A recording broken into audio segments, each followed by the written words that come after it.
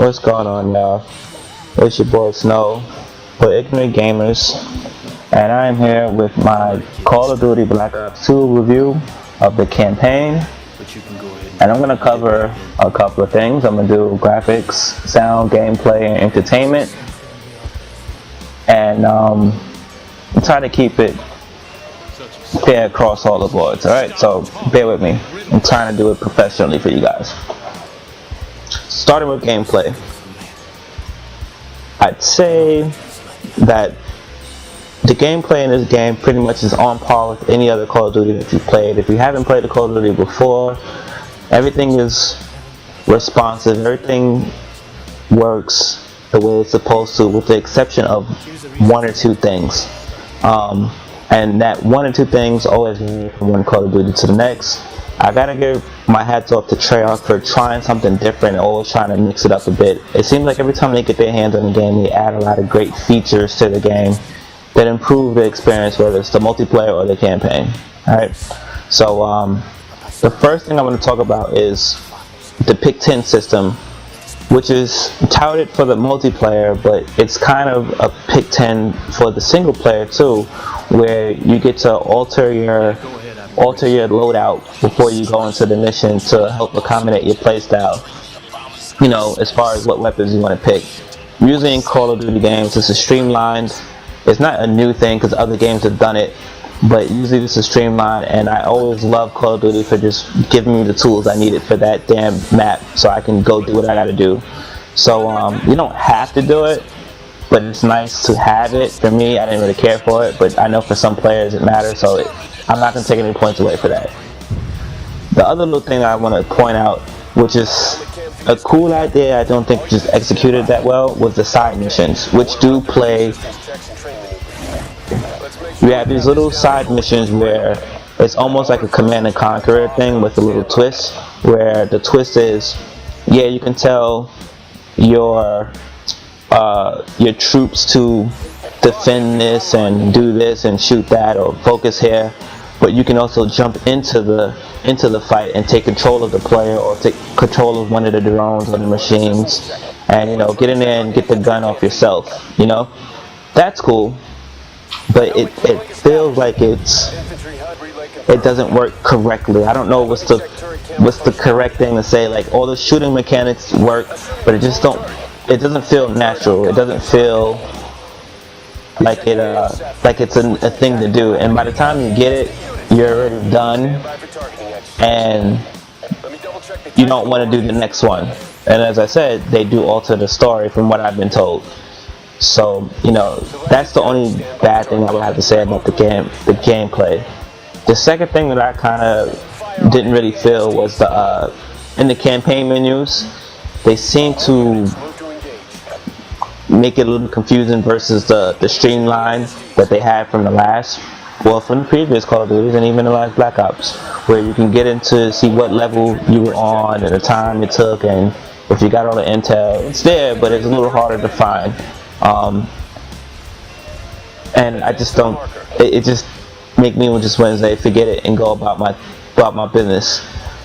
Because you get to do multiple endings, that means you have multiple choices, which means there's replay value to this game, which I will cover later.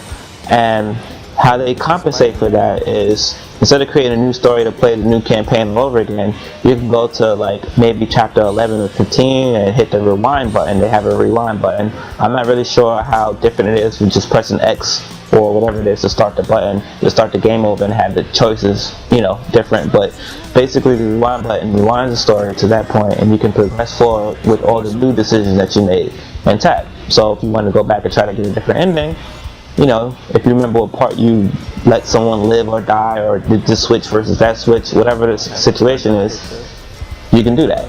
So that's cool. Another thing that I want to point out is the AI. And I've seen professional reviewers rip other games about the AI, you know, call them stupid, and every time it comes to Call of Duty, they tend to skip over this one little important thing. It does it here.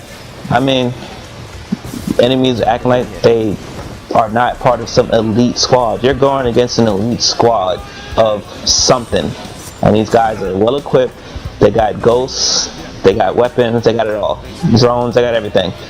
For them to just be running at you like they're stupid, or to just be chilling in the middle of gunfire without getting low or anything like that. So I'm not taking away from it, but I just want to point that out. And as the returns in every Call of Duty game I've ever played in my life is cheap COD deaths. And cheap COD deaths is when it feels like when you feel like you're progressing through the game at a nice pace, they just decide to kill you for no reason. It don't matter what level you're playing on. It could be the easiest level.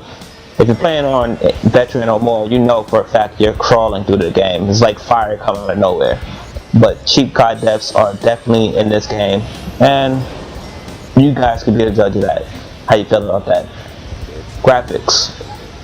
Call of Duty graphics have never been a defining for any console once it gets a year or two into its life cycle. And that's not going to change here, but I will say this. This is the best that this engine has looked in a very long time. The stuff is tight as can be. The maps are tight as can be, the boards are tight as can be, the set pieces look great.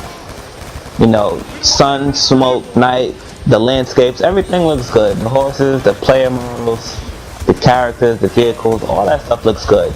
You understand what you're playing, you understand what you're getting into, everything is clear and concise. There might be a few things in there that might graphically scale some people.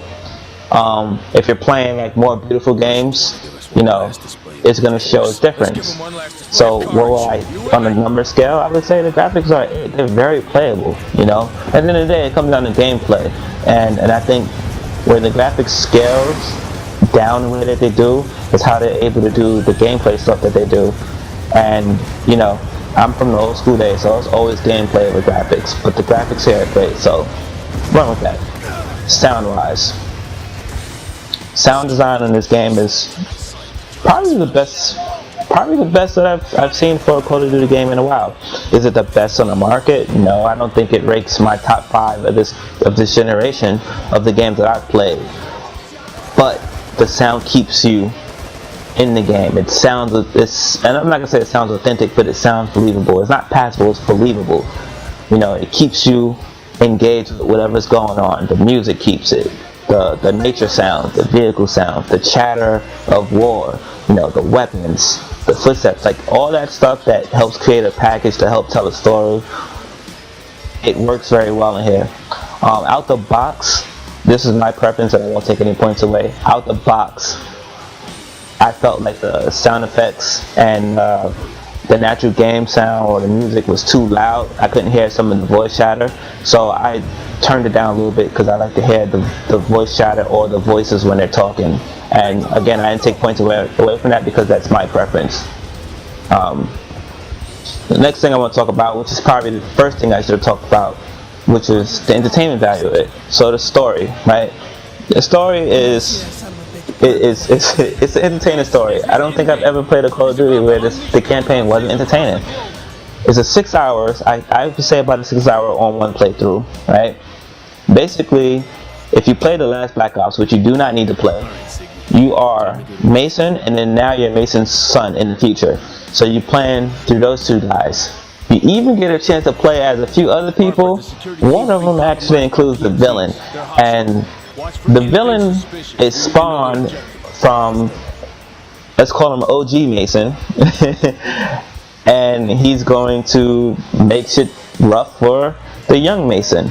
And to see how he became the villain and his drive and his push to do what he has to do in order to make you step to him is crazy, because you kind of get to understand why he became the crazy motherfucker that he is. And on a side note, this dude kind of reminds me of Johnny Tapia.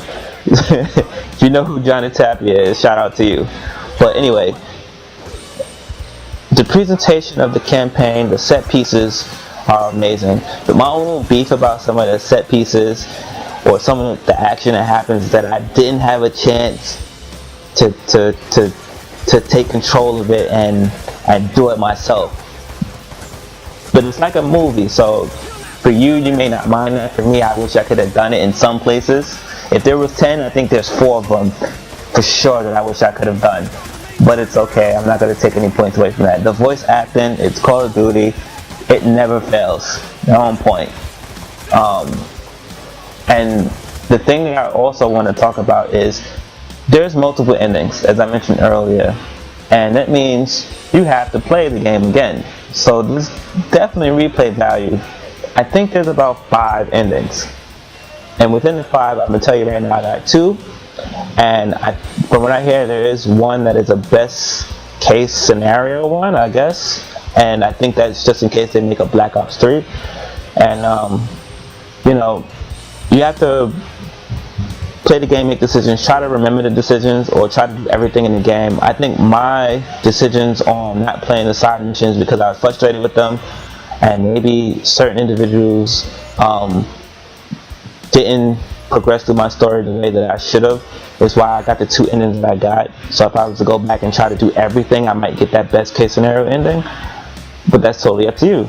And I will say this, try not to press the buttons when the credits are rolling when you're in the game. That's just a side note. So overall, if I had to give this a, you know, a scale through 1 to 10, you know, 8.5 for this campaign. For the multiplayer review, my boy Ramon is handling that. For the zombie review, my boy Jerry is handling that, and I'll direct you to those videos. But for this campaign, if you play any Call of Duty, you're not going to get anything short here. If you haven't played this Call of Duty in a while, or you have never played a Call of Duty, and you're looking for some Michael Bang, you know, shoot 'em up, burning gun, modern Rambo type shit, man, this is it. You know, as much as I kick Call of Duty balls for like multiplayer and other stuff, I will never hold my tongue on where I give it most props to, which is the campaign, and that's why I spend the money. So yeah, I hope you enjoyed this review. Check us out on ignorantgamers.com. If you're watching this on YouTube, subscribe. If not, why not? We're on Twitter, we're on Facebook, we're even on Instagram and Pinterest. So check out the site, leave a comment below, tell us some of your, you know, your thoughts about the game. Try to put no spoilers in there, because I didn't put no spoilers in this review. So just point out some good stuff, and hopefully share it with some of your friends if you enjoyed. Alright, your boy Snow, and I'm out. Ignorant Gamers.